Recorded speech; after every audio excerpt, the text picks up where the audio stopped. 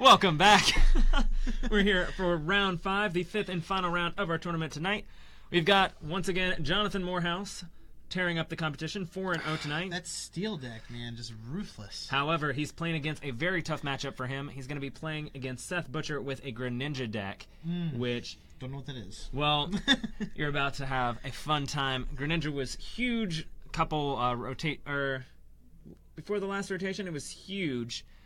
Still see some play here and there. It's not as consistent as it used to be, but it still sees some play. It's a very strong deck. They also love Greninja over there. It's a fun time. So we're going to look over there at them, see if they are ready to go here in just 1 second. If we get ready for this. All right. We're going to look over there. What do they got for us? Are they ready? The world will never know. All right, they are cutting the decks. Oh my god, why would you cut such nice decks? They are raring to get ready tonight. We are in our 5th and final round of the evening.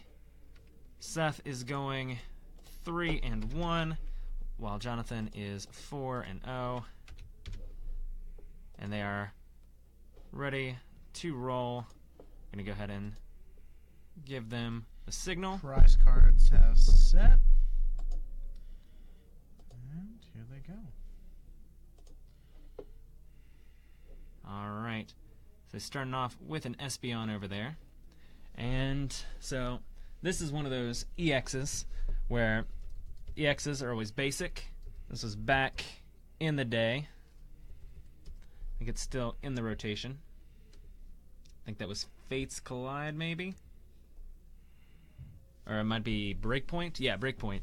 Espeon EX. So it's got an attack, Miraculous Shine. It devolves each of your opponent's evolved Pokemon, puts the highest stage evolution into your opponent's hand. So that's one of the big things with this deck. It devolves. So you go from that 250, like 160 HP Pokemon down to about 80. Or 60 if you use a rare candy to get there. So it's an easy knockout. You asked earlier about if there's a way to knock out all your opponent's Pokemon. So if they're all evolved and they all got at least 60 HP on them worth of damage, Espeon uses Miraculous Shine. They all go down to Cosmogs. Knockout, knockout, knockout. It'll be interesting time with all these evolution cards. Espeon is a huge threat to this deck. Yeah, that seems like an interesting play. I would love to see that happen. And especially with Greninja being able to drop 60 damage with its ability and attack, it's going to be a very intense matchup. Steel deck's going to have a tough matchup today. Oh, yes.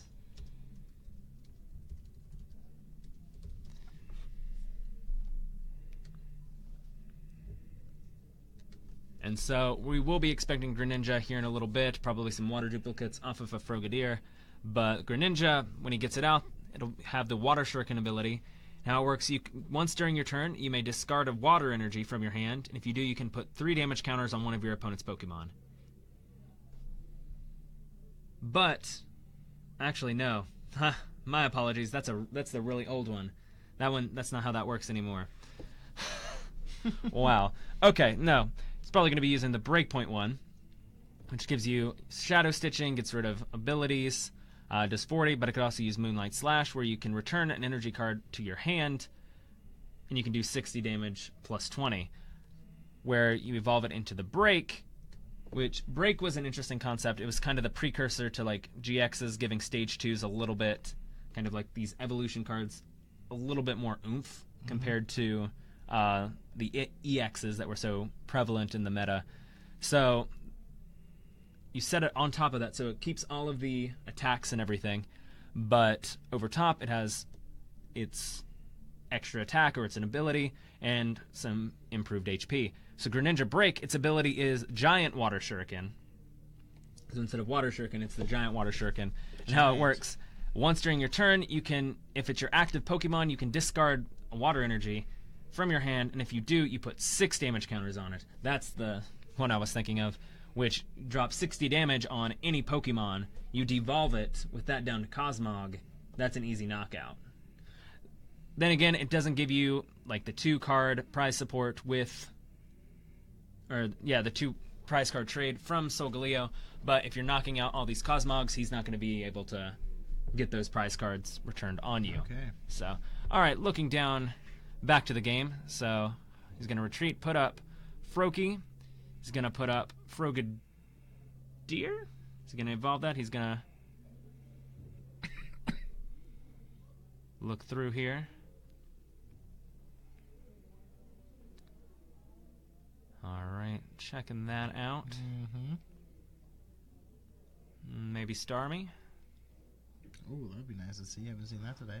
Yeah, Starmie's nice. You can return 2 discarded water energies to your hand, which is really nice for that flip around. Yeah. And I believe that's the Staryu. It only has 40 HP, but it has free retreat, so it's really nice as an early back and forth. He's going to do that.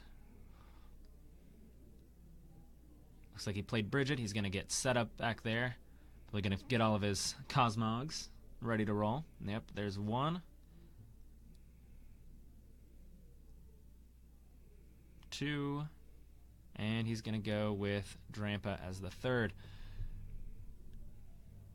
Now, Drampa's going to be probably key for Jonathon in this matchup with all the Water Shurikens and damage going around everywhere on the back. Having those damage counters in the back is going to help him answer the strong 170 he's got with the break. Now, so a break separate from both an EX and a GX, so unfortunately those bans won't help him much, but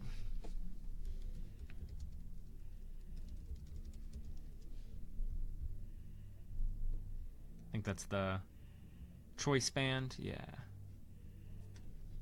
It's the actual word.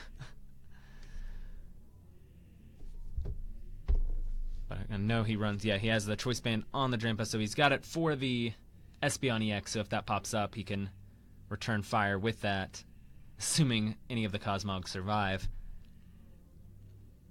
with damage counters on them. So he pulls up, he got that knockout on that first Froakie, which is good. So the idea for setup with the Greninja deck is that you want to evolve the first Froakie into Frogadier. And then Frogadier has an attack called Water Duplicates, and you lay down, I think, 2 other Frogadiers on the bench. And so you don't have to evolve them from Froakies. So then the next turn, you can just lay down a whole bunch of Greninjas, and you have a full setup. That's the ideal setup. But where he's knocking out those Froakies, it's hard to get set up with that Frogadier.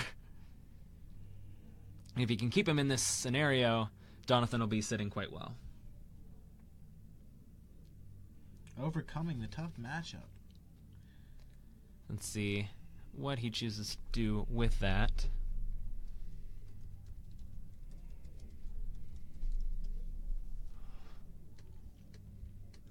And then you see this field stadium card down there. It's Brooklet Hill. And once during each player's turn, they can search their deck for a basic water or fighting Pokemon and put it onto their bench and shuffle their deck. That's what he was doing earlier when he was just searching the deck for a Staryu. Okay.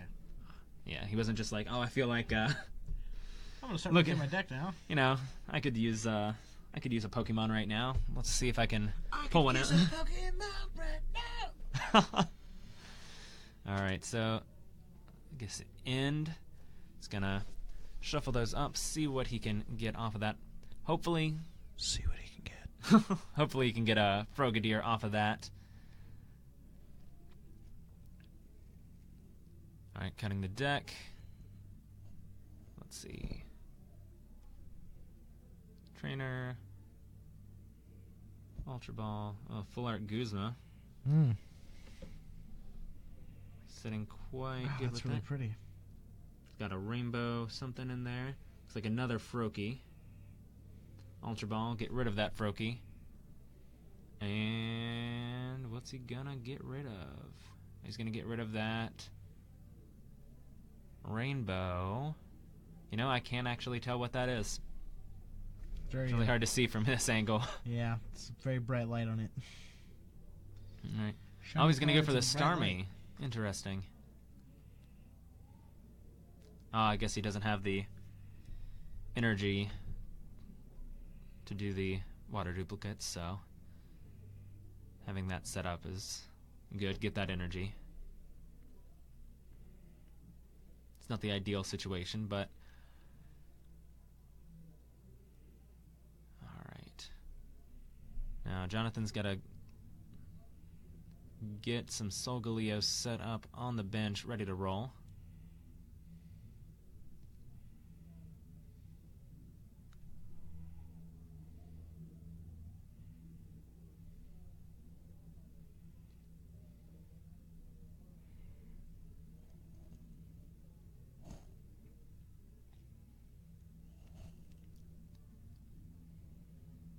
Alright, he's going to go for the Tapu Lele. He's going to probably go for... What's he going to get off of that? Maybe a Guzma. Alright, I could see that. Probably bring up that Froakie. Get rid of that. That's the biggest threat right now. Because he does have a Frogadier in hand, but he didn't have the energy to play it. Okay. So that was the So you couldn't make the big thing, yeah. He's going to look through his discard pile. He has already lost 2 Froakies. This one will be the 3rd. And if he can't get a Frogadier set up with those water duplicates, it's going to be a very hard uphill battle for Seth. So the smart thing, I think, in my opinion, be to Guzma up that Froakie. There he goes. Bring up. He's going to do that retreat. He's going to knock that out. Alright, so he's got down to 4 prize cards and 3 Froakies in the discard pile. Now, I want to think that he does run... Alright, he's going to Sycamore, get a new hand. Maybe some sort of Rescue Stretcher or Super Rod, maybe. But he needs to get... He needs to have a Froakie. Otherwise, he's just kind of... There's that break card. I can see it. Oh, he's got lots of golden trainers in there. He's got a very decked out deck. That is the break card, right? What's that? Oh, he's got some gold item full art trainer cards in there. Wow. They're the expensive versions of basic item staples. Okay. Yeah, Pokemon introduced some. They had, since I believe Black and White, one of the sets in there, maybe Noble Victory, starting with N, they had full art trainers. And now they've introduced golden full art items. They used to have golden items, which are quite pricey if they're big staples like Ultra Ball, but now they have full art variants, which are quite expensive along with their golden energies. They're just kind of giving you every possible excuse to make your whole deck golden. Sounds nice. It would be nice if they weren't so expensive, but, you know. I know people. That's like how that. it works. They get the nice deck, and then they're like, oh, I want to foil out that deck. Make everything shiny. Make it nice and shiny, get reverse hollow everything. I mean, there's no problem with that. I'm personally like on a budget man. I like to go, as long as I get to play the game, I enjoy it. Although I will say I'm a collector of the full art trainers myself. I don't play with a full playset, but I like collecting all the full art trainers. That they had an Best of XY collection. They had a lot of new full art trainers in that set. There were a whole lot in that, so I was, I think, $100 for the box, which I believe they still sell here at the Four Horsemen. If you'd like to pick up one of those Best of XY sets, they are quite nice. I believe they're still sold here. Don't hold me to that, but that's where I bought mine, and I am very happy with it, and my full art's added to my collection. Alright, let's see. Seth is in quite a pickle. Yes, he is. I don't know if he actually has a prayer. His other Froakie, I do not see. He looked through there. I don't know if it's possible. His other Froakie might be prized. Unless he saw it and I did not. She would know. So. Alright, he's going to discard that. And get rid of that field blower. Is going to get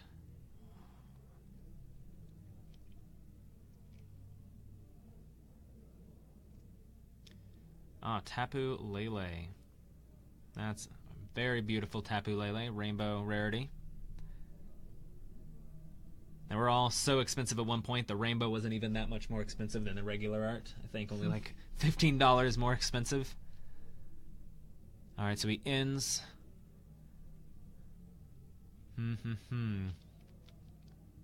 He's going to try and get what he needs off of this. Needs to get those Froakies out of the discard pile if he has a prayer in this matchup. Alright, Jonathon will go down to 4. Seth's going to see if he can pull off something off of those. Don't forget to cut. And there they go. Alright, can he get what he needs? I see a break. I see a... Not quite sure. That looks like a rescue stretcher. What is a rescue stretcher? So a rescue stretcher, it has two options. You can either take a Pokemon from the discard pile and put it back into your hand, or take 3 Pokemon and shuffle them into your deck from your discard pile. Okay. So it just kind of fits your needs. They can add a little more bulk to your deck if you're running low on cards. You can just put them back in the deck for future use.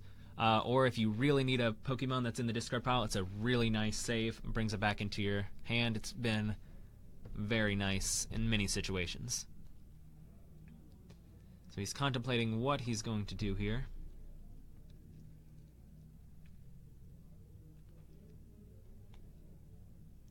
Looks like Jonathon's checking out his deck. He's going to get that Solgaleo. He's going to be set up quite nice, ready to hit with that 170 here shortly. And without any Frogadiers or Greninjas on the bench, and Jonathon about set up, we might see into this. Jonathon might end up going 5-0. That'd be a nice night. Nice night for him. All right, he's going to draw those. Going to attach that. There he goes. Oh, what a ruthless deck right now. It's done quite well tonight. Yeah, He hasn't had anything majorly prized, which helps, but he's been playing it very well. He's a very skilled player, working with a very strong deck. It's worked out very well for him tonight. That's not to say that the other players haven't been skilled. They've all been very good, great players. Some of them have been lucky, some of them not so lucky. Yeah. Jonathon's got that groove on tonight. You know, when you're playing a game and you get into that groove and you're just got that. Yeah, you're just ruining those other decks. Especially with the last 2 matchups. The one before this, there was nothing the other opponent could have done. Yeah, it seems like we're heading into another one where it's just there's not much. Like Jonathon just has all the answers to Seth's cards right now. All right, so he's gonna put those back in. It looks like he's got. Is he grabbing that and that? He's got that Froakie. All right. Gonna shuffle those in. Have a good old time. We got a Froakie back in play. Hopefully gonna try and pull that out before it's too late. Although it might just be where it's headed, it might be in that area. Oh, and Jonathon took 2 more prize cards. So he's sitting at 2-6. Seth without a Greninja. It's not looking too hot. Alright, and he's going to use Brooklet Hill, get that Froakie. It just seems at this point there is no way to come back from this. I've seen crazier things happen.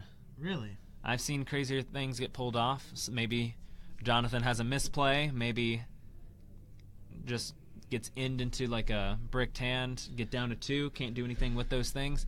Although where he's set up, it's going to be very difficult for him to do anything, but he should have the Frogadier. I believe that's what I see in his hand. Should be able to get off some water duplicates. No. I guess that wasn't a Frogadier. That's... That should... I'd say a 2 more turn game. Wait, that looks like Frogadier down there. And he does have an energy in hand. Oh, wait, he did just play that Froakie this turn. I thought that was the Froakie from earlier. No, he knocked that one out. So, yeah. But Solgaleo shouldn't be able to attack this turn since it just knocked out the SB on the turn before. So it's got to wind down from that 170 attack. Although it can hit for 50 somewhere, if I remember correctly. So if he can just inch his way out of here, he might be able to set up some Frogadiers. But then at that point, he's going to return, knock out that Frogadier, is going to be playing with a 1-card prize trade, and very unlikely that he's going to be able to come back, just given the current board state. Very vicious matchup right now.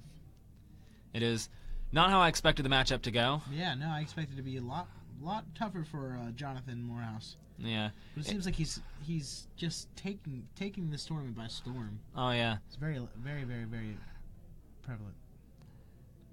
Yeah, usually in a matchup like this, this is kind of the scenario with Greninja and why it doesn't see too much play nowadays, is that it's less consistent without things such as, I believe, Dive Ball got rotated, just some things like that make it a whole lot easier for them to get set up. Those rotations can take away just 1 or 2 cards out of a main deck, which really devastate the deck most of the time. Oh, yeah. Huge decks taken out. VS Seeker was a huge card. Everyone had to learn to adapt to not just blowing through their supporters. You could take the VS Seeker, get a supporter out of the discard, put it in your hand. There was a huge play. Everybody ran about 3 or 4 of them. It was just how it worked. And then when that rotated, everybody had to adjust. Tapu Lele let you search your deck for a supporter. Made it a whole lot easier to have supporter access rather than discarding and VS Seekering later. And you just got to adapt to that. And Greninja's still trying to find that kind of balance in the new meta. Yeah. And that kind of networks through all of the strategy card games. Oh, yeah. I mean, Magic the Gathering is honestly the same way. People, those rotations hit, and all decks across the board just change. Yeah. Adapt, improvise, overcome. That's what you got to do. All right, so looking back at this, adapt. I'm trying to figure out what to do here. He does have the Frogadier on the bench. He just has to get it up to attack with those water duplicates or just set up a Greninja. He's got to do something. Seth is struggling at this point. He's got the Drampa up. So luckily there's not a whole lot on the bench with... there's nothing on the bench with damage counter, so he's doing all right currently, but... as soon as that hits, that Berserk's going to be, well, Berserk.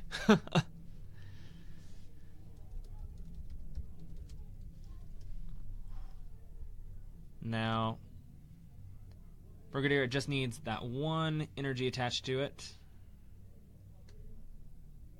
You can use water duplicates. I was mistaken earlier. It's actually 3 Frogadier, so you can get... for just evolving that 1 Frogadier, you can get the rest of the playset out on the bench. However, even from the discard pile? No, it's you search your deck for up to 3. Mm-hmm. So you got to choose. Like if you only want to put out 1, that's your prerogative. But most of the time, people load that up, get as many Greninjas as they can set up, ready to go.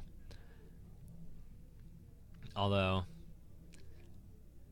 it might be difficult. That board status over there on Jonathon's is just scary. Yeah, he's ready to go. He's got the Solgaleo on the bottom there, ready to roll. He's got Solgaleo GX set up with an energy attached to it. He's going to use that, switch it with its ability. He's going to knock out that Starmie and bring it down to 2. And at this point, there's not really anything he can do. He could probably use the water duplicates, get the Frogadiers out there on the bench. He can't return fire with the 170 attack, but I don't know. Fangs of the Sun, that's the attack. He has 1 turn cooldown. He can draw it up. I'll evolve straight to Greninja. Alright. I guess at this point, there's not a lot of options, so that would be, I guess, the best, in my opinion.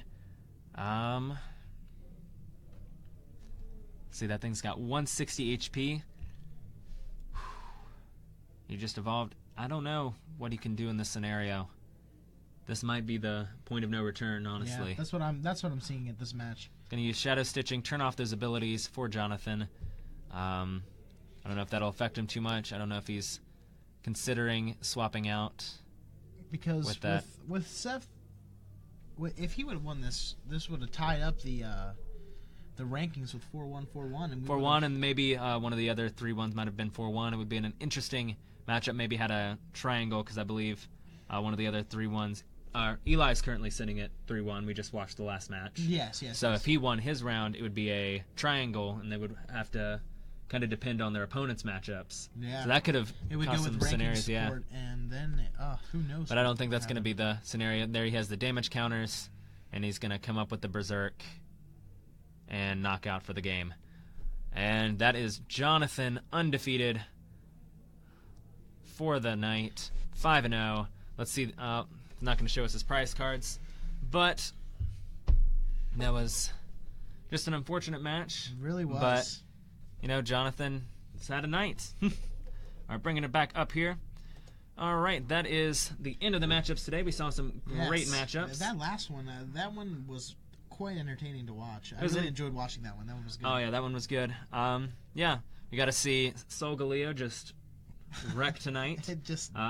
There was no just luck and skill, and Jonathon played very well tonight. Yeah, it seems like he had a lot of good synergy with his deck. There was always answers on the board. He never really had any problems trying to find things. Synergy was just beautiful. And I'm not sure. We'll have to ask him here later how long he's played this deck. Yeah, he might have been he seemed very comfortable with the deck. He knew what he needed to do. Yes, exactly. He was able to get around any adversity that came his way. It seems like there's been so much trial and error with that deck. Like he's probably been through it about 1,000 times played. I don't know about that many, but you never know. He could. Maybe hit up the online TCG game, build it on there, play it every night. Yeah. Never know. But practice makes perfect. All right, well, we're going to leave you for just one more time. We're going to come back up, see if we can get Jonathon up in here, talk to him real quick, and then sign off with you. Winner of the day. All right, stay tuned. Thank you.